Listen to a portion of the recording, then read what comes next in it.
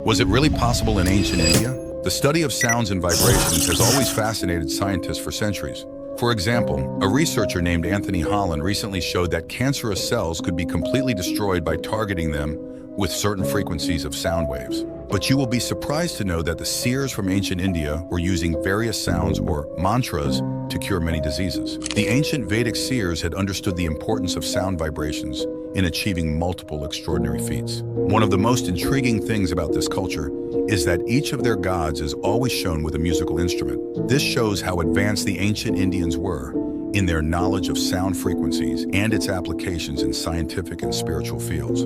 Various ancient texts suggest that they performed miracles like levitation and invisibility by using mantras or sound frequencies. The Hindu texts also say that the universe is a manifestation of sound, and we can gain extraordinary power by learning its secrets.